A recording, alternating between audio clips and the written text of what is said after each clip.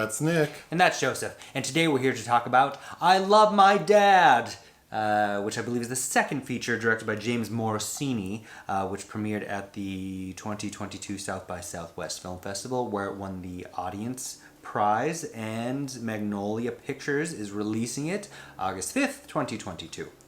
You said directorial debut? No, I think it's his second. He did a film in 2018 called Three Something. And the director is the star of the film. And writer. Mm-hmm. Got it. Based on, it's a semi-autobiographical tale.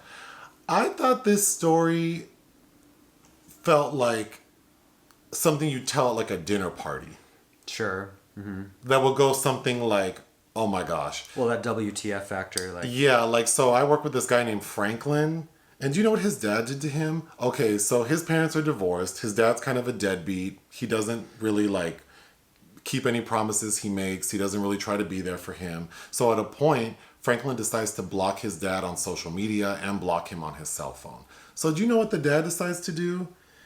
He creates a fake Facebook account as this young lady named Becca and develops a relationship with his son. Like, they start dating via Facebook.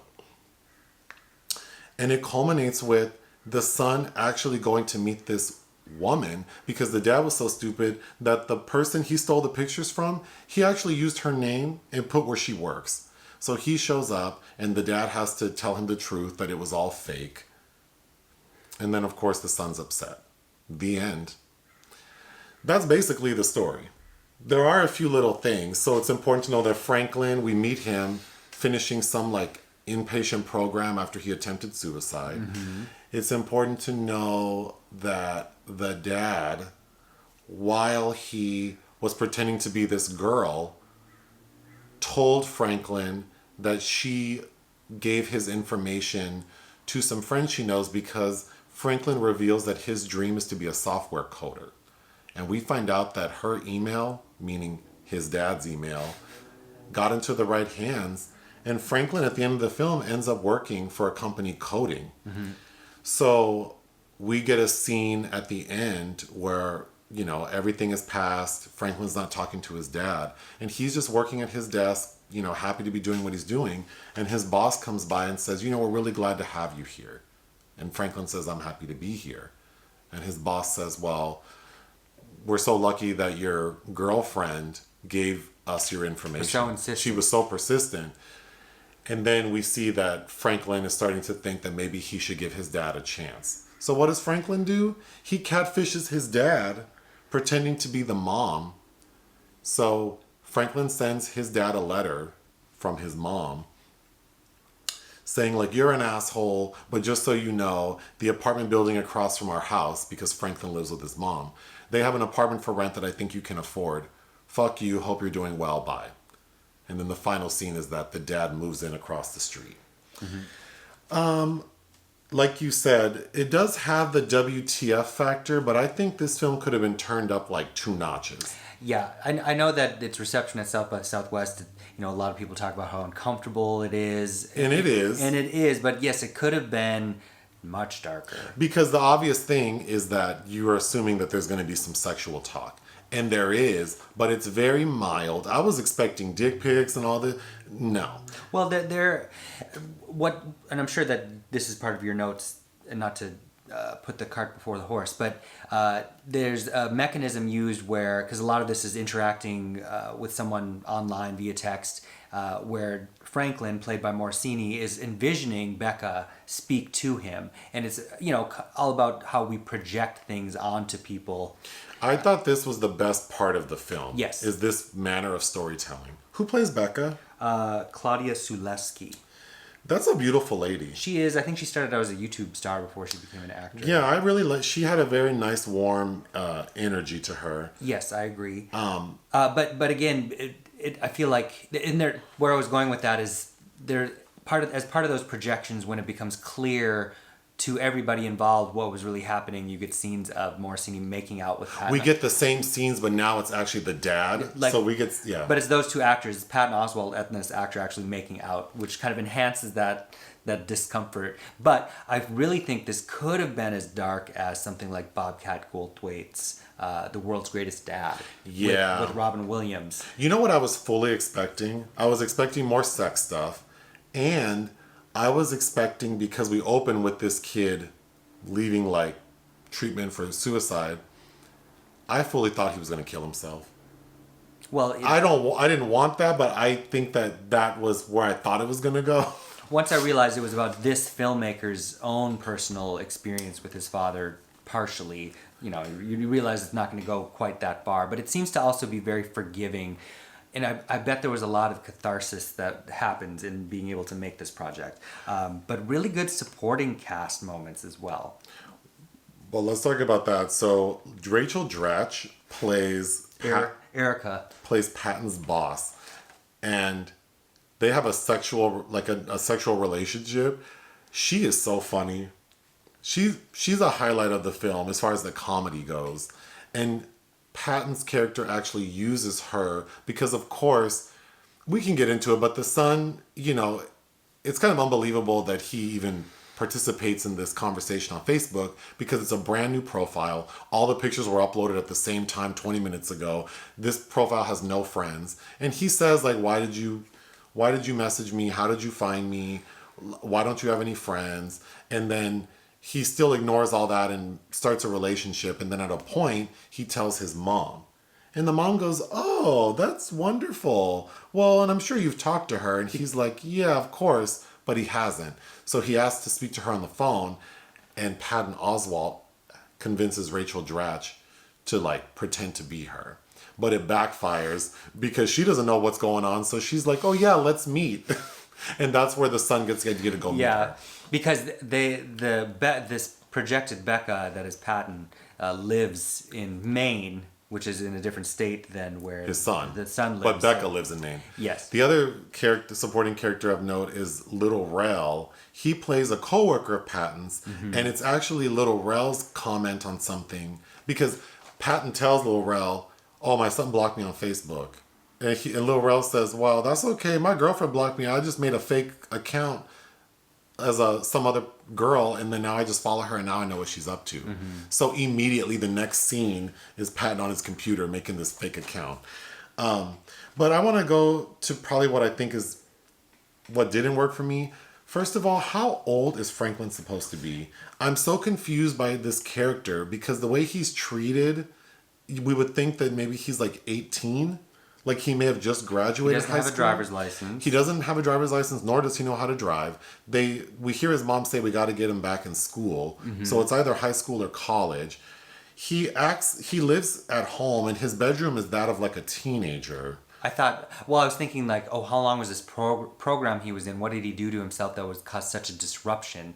It is not a garden variety, but a suicide attempt. And he doesn't look the age that he should. And then, because the actor looks like someone like who's like 30, and then it looks like they're trying to make him look a little disheveled. Like he has a homemade haircut, and he's not dressed very well.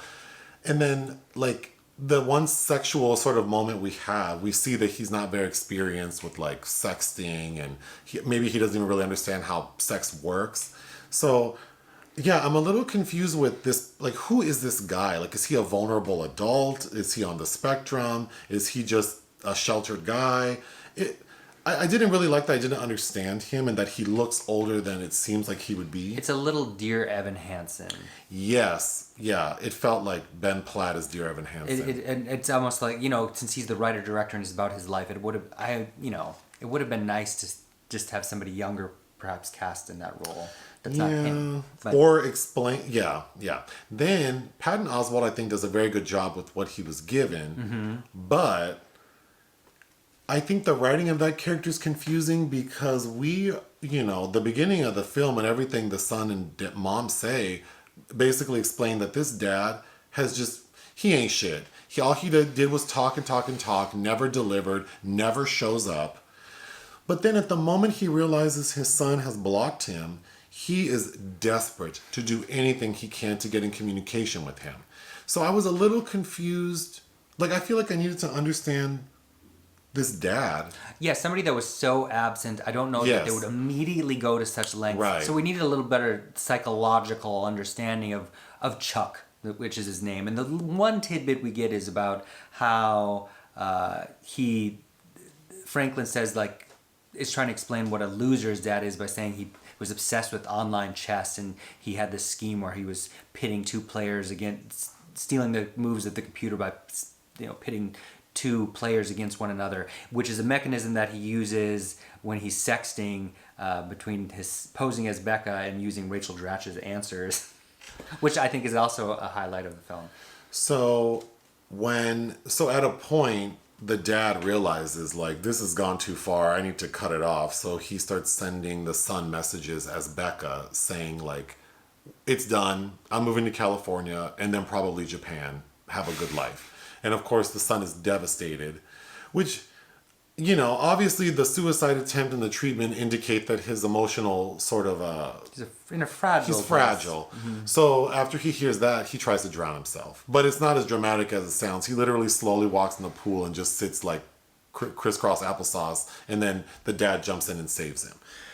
But where everything falls apart is Patton's boss, Rachel Dratch, she's working late one night, and she can hear, because the office is empty, she hears like message alerts, goes to the computer, opens it up, and sees all of the messages that Patton's been writing as Becca to his son. And recognizes that he borrowed the sex conversation they had to use with the son.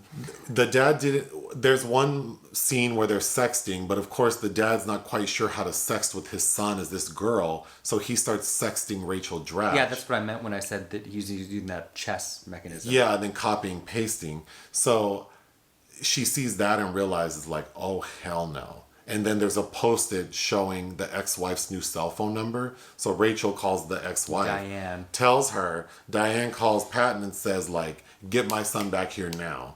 And that's when everything falls apart. What I really liked about that scene, too, is we don't hear what either woman is saying to one another. You just see the mother's reactions on the phone, who's having, like, a dinner party. And I thought that was pretty well done.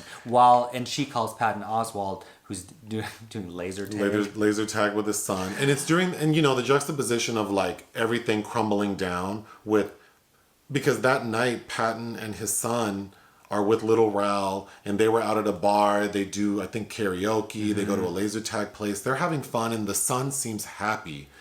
So I think the movie's well done, and I think there's a lot about it that I liked. I just needed more understanding of the two characters. I kind of expected it to go darker. I didn't need that, but just based off of the reviews that I read, I thought this was going to be like, it was going to ruin my night. I think people really don't like feeling uncomfortable, which is something that I think is a lot of fun in a film, as opposed to most. But yeah, I think that if you're sensitive at all, I guess maybe. But to me, yes, it based on things I've seen, this could be a lot worse. But I get the sense of that semi-autobiographical element, kind of in the same way, but I think done much better. Something like Xavier Dolan's debut, I Killed My Mother, which has a much more melodramatic title, but is about this son and his mother and kind of this chaotic this love-hate relationship they have with one another. And we kind of needed a little bit more when they're kind of, at each other's throats in certain moments. We kind of needed to better understand, like, well, why? Like, where did this situation go so wrong when this father clearly does love his son if he's going to these lengths, but where's the miscommunication there? What would you give this film? 3. I would give it 2.5. It's not like an enjoyable story, and I can see people being uncomfortable. There's a lot I was left wanting, so to me it's okay. We didn't even mention Amy Landecker playing his mom, Diane. I don't think she had anything to do. She's in it. She's a similar character in Shithouse. She's the mom in that too. Oh, I did like that movie. Mm-hmm. Anything else? No. Hit the thanks button. Listen to our podcast. Bye.